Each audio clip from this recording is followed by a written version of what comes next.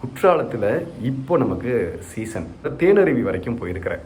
அதில் அடித்து கீழே அடித்து தெறிக்கிற தண்ணி வானத்தில் போய் முக்கி, அதுக்கு மேலே பாலருவி இருக்குது. அப்போ எங்களுக்கு போக நேரம். குற்றாலத்தில் இருக்கிற அற்புதமான பழம் மொழியின் வளத்தை கொண்டு, இப்போ மாடுன்னு மட்டும் நம்ம பொது சொல்லா சொல்கிறோம். களிறுனா ஆண் யானை, பிடினா பெண் யானை. கடுவன் வானரம். வணக்கம். இலக்கிய பாடல்களில் மற்றும் ஒரு அற்புதமான பாடல். தமிழில் நமக்கு இருக்கிற நிறைய சொல்லாடல்களை, சொற்களை நாம் இழந்து கொண்டிருக்கிறோங்கிறது இந்த பாடலில் ஒரு துவக்கத்திலேயே நம்ம தெரிஞ்சிக்க முடியுது. களிறுனா ஆண் யானை, பிடினா பெண் யானை.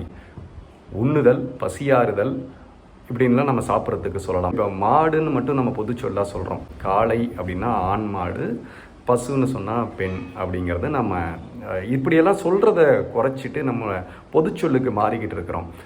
இந்த பாடலுடைய முதல் வரியே அப்படி தான் வார்த்தைகளில் நமக்கு நிறைய சொல்லிக் கொடுக்குது. நம்முடைய வளத்தையும் ரொம்ப அழகாக எழுதியிருக்கிறார் திரிகூட ராசப்ப கவிராயர்.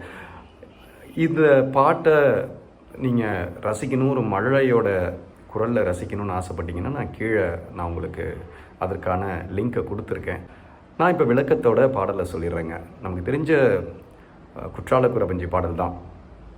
வானரங்கள் கனி கொடுத்து மந்தியோடு கொஞ்சும், மந்தி சிந்து கனிகளுக்கு வான்கவிகள் கெஞ்சும், காணவர்கள் விழியறிந்து வானவரை அழைப்பர், கமனசித்தர் வந்து வந்து காய சித்தி விளைப்பர், தேனருவி திரையெழும்பி வானின் வழி ஒழுகும், செங்கதிரோன் பரிக்காலும் தேர்க்காலும் வழுகும், கூணலிடம் விரை முடித்த வேணியலங்கார குற்றால திரிகூட மலையங்கள் மலையே அப்படின்னு முடிக்கிறாருங்க.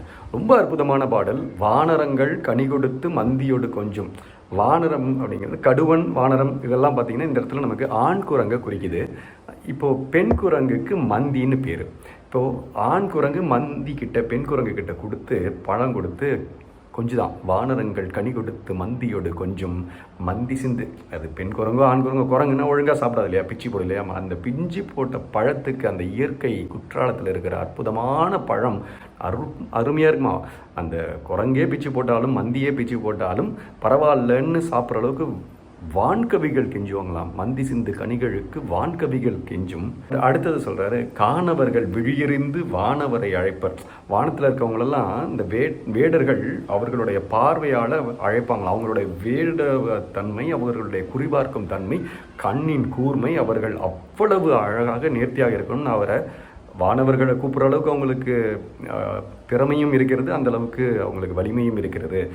வானவர்களும் இங்கே வர்ற அளவுக்கு இந்த இடம் சிறப்பான இடம் அப்படின்னு சொல்கிறாரு.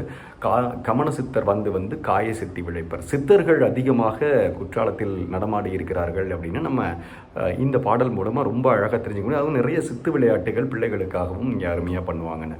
அடுத்து ஒரு அற்புதமான வரிங்க. குற்றாலத்தில் இப்போ நமக்கு சீசன். அந்த சீசனில் திடீர்னு மழை அதிகமாகுது, திடீர்னு கம்மியாகுது, திடீர்னு நம்மளை குளிக்கிறதுக்கு அனுமதி கொடுக்காமல் இருக்கிறாங்க. இது காரணம் பாதுகாப்பு கருதி தான். ஆனால் இப்போ சமீப காலமாக அந்த மெயின் அருவிக்கு மேலே போகிறதுக்கு அனுமதி கிடையாது பாதுகாப்பு காரணமாக. ஆனால் ஒரு காலகட்டத்தில் எனக்கு நல்லா ஞாபகம் இருக்குது, 35 ஆண்டுகளுக்கு முன்னாடி நான் அதுக்கு மேலே இருக்கிற அருவிக்கு போயிருக்கேன். 20 ஆண்டுகளுக்கு முன்னாடியே ஒரு முறை போகும்போதும் மேலே செண்பகா அருவி வரைக்கும் நான் போயிருக்கிறேன். அதற்கு மேலே 35 ஆண்டுகளுக்கு முன்னாடி ஒரு முறை தேனருவி வரைக்கும் போயிருக்கிறேன். அந்த தேனருவியை பற்றி தான் இந்த பாடலில் இருக்குது. தேனருவி திரையெழும்பி வானின் வழி ஒழுகும். அதில் அடித்து கீழே அடித்து தெறிக்கிற தண்ணி வானத்தில் போய் முட்டி மறுபடியும் ஒழுகுமா. அந்த தண்ணியில் அப்படி போயிட்டு இருக்கிற போது குதிரையில் போகிறாராம் சூரிய பகவான். அவர் போயிட்டு இருக்கும்போது அவரோட தேர்காலும் குதிரை பரிக்காலும் அப்படியே வழுக்குமா. அப்படி இருக்குமா. தேனருவிக்கு இன்றைக்கி போக முடியல. அன்றைக்கி நான் சின்ன பிள்ளையாக இருக்கும்போது போயிருக்கேங்க. ரொம்ப அழகாக இருக்கும். இன்றைக்கு அதில் அனுமதி கிடையாதுன்னு வச்சுக்கோங்களேன். அப்போது அதுக்கு மேலே பாலருவி இருக்குது. அப்போ எங்களுக்கு போக நேரம் இல்லை. அந்த முறை போகும்போது நேரமாயிடும் அப்படின்னு கிளம்பிட்டோம். இல்லைன்னா அன்றைக்கி அதுக்கு மேலேயும் போயிருந்திருக்கலாம், எனக்கு வாய்ப்பு இருந்திருந்தால்.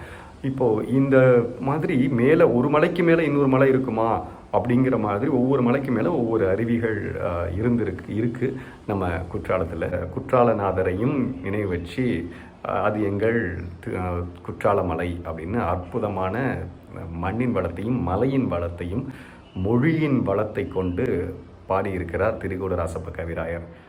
நாம் நமது மொழியையும் மண்ணையும் மலையையும் கொண்டாடுவோம். வாழ்த்துக்கள்.